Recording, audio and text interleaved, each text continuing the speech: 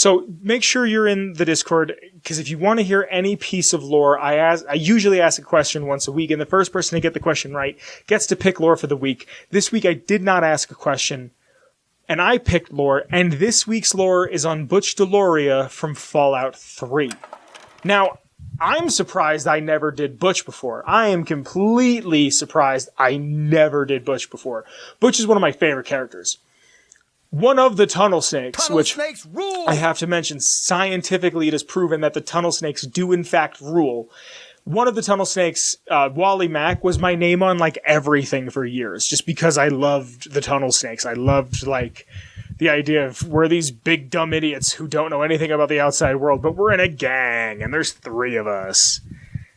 So, Butch DeLoria, resident of Vault 101 in the Capital Wasteland, and is the leader of the Tunnel Snakes, and is a possible companion. He grows up with the Lone Wanderer inside of 101, and is the resident bully of the Vault. He has his cronies, his goons, if you will, Wally Mack and Paul Hannon Jr., and I like to believe there's like 2 or 3 other kids that kind of like come and go with the Tunnel Snakes, the TS, if you will.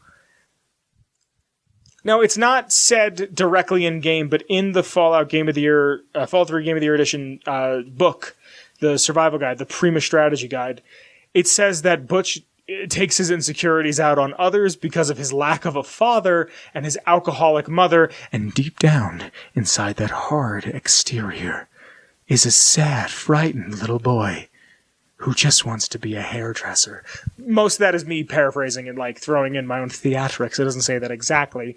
But Butch wants to be a hairdresser from a very young age, and he's kind of shy about it. A historic day that I feel like in the fandom, the Fallout fandom, which I get all of my lore off of fallout.fandom.com, but in the fandom as a whole, be it if you were a fan from 1 to 76, or if you got in on 3 and went to 76, if you only like 1, 2, and New Vegas, if you've only ever played 4, you're wrong. But I'll give you the pass. July 13th of 2268 should be a hallowed day. It should be regarded. My personal opinion. This is my personal opinion. Should be regarded as something special within the fandom that is Fallout. Because on July 13th of 2268, it's the Lone Wanderer's birthday. But not only is it the Lone Wanderer's birthday, it is also the birth of my beloved Tunnel Snakes. And again, Tunnel Snakes do in fact rule. Tunnel Snakes rule! Butch calls a meeting with his friends at the Lone Wanderer's birthday party and says, we gotta come up with a name for this gang. They sit down, they pass a couple around on his birthday. Don't let him join. They don't let him join the Tunnel Snakes.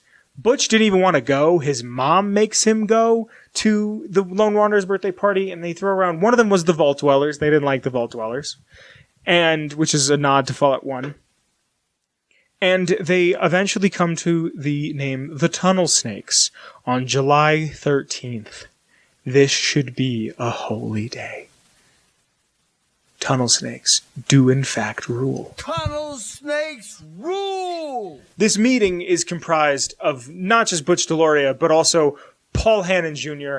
and my main man, Wally Mack. In August of 2274, Butch takes the goat, as does every kid who grows up in Vault 101. They take the goat. And this is kind of where you see the Tunnel Snakes in full effect, more or less. After they're 10-year-olds, you see them grow up a tiny bit, and they are now the Tunnel Snakes, more or less. The 3 of them, they got those leather jackets, the big snake on the back, and they're just kind of picking on Amada. Lone Wanderer comes in, it teaches you how to either solve things physically or solve things through charisma checks. It's a nice little touch. You go in, you take the goat, and Butch gets his dream to become a hairdresser. I just love it. He's not even a barber. He doesn't want to be a barber. He wants to be a hairdresser. I like Butch a lot. I'm just getting some notes off of the Fallout.fandom, or Fallout.fandom.com real quick. I like him a lot because he's an idiot. And he's like a respectable idiot. Like, he just wants to make a gang, and he's not very smart, and he knows he's not very smart, but like, he's doing what he's gotta. Like, he's trying to make a little bit of community for himself. And he's picking on people, and he's taking out his aggressions. Like, I'm gonna read this real quick. Just, during escape, Butch asks the Lone Wanderer to save his mother, Ellen, the alcoholic. Not that it matters, trying to paint a picture. Who is under attack from rad roaches. They can choose to either attack him, help him, or ignore him, and leave him. Butch can also be convinced to either save his mother himself or to flee and abandon her, resulting in her death. To give him your BB gun that's found in the other room or pass a speech check. And if you help his mom, he gives you his tunnel snake jacket. And I love that. Like, that means a lot to him, and he's like, here, take my jacket. And you bet your sweet ass I always wear that jacket when I leave. If Trouble on the Home Front is completed by either opening or destroying 101, Butch can be found in the Muddy Rudder in Rivet City, and he can be recruited as a companion. This requires you to have a neutral karma level in order to do so. Once hired, Butch will remain a follower. Because of this, Butch can give you a haircut. Like, if you're just with him and you're hanging out and you're like, oh, daddy-o, I needs me a haircut. Baby. I like him a lot. Butch is actually one of 2 companions in Fallout 3 that you need neutral karma to get. It's him and Sergeant RL3. If you try to recruit Butch with karma below neutral, he goes, you're being too insane and a psycho. He's also afraid of roaches, which I think is really funny because he's like, oh, look at me, big bad guy, got me a switchblade. And I like how, going back a little bit, if you give him the BB gun to shoot the rad roaches, that BB gun was fixed with the spring that they stole out of Butch's switchblade, so it all came full circle. He only appears in Fallout 3 and Fallout Shelter. He is a reference to the subculture in the 1950s of greasers. And Butch trying to steal a sweet roll is a direct reference to one of the character creation questions asked in the first 3 Elder Scrolls games. It's kind of a running gag within Elder Scrolls about sweet rolls. I don't think sweet rolls show up anywhere else in Fallout 3 other than Vault 101. It's a nice little Easter egg. I like it, especially if you've been playing these Bethesda games forever. I really don't have anything else to say about Butch DeLoria. He's one of my favorites. Because he's just a schmuck. I really wish that there was something like he grew up not liking you, and now that you're older, he admires you because you left the vault. I wish there was more story. That seems to be as I get older, my gripe with Fallout 3 is that there could have been more. But that seems to be my gripe with all of these Fallout games is there could have been more. Give New Vegas another year of development. Give Fallout 4 another year of development. Give 76 another 2 years or 3 years or 4 years of development.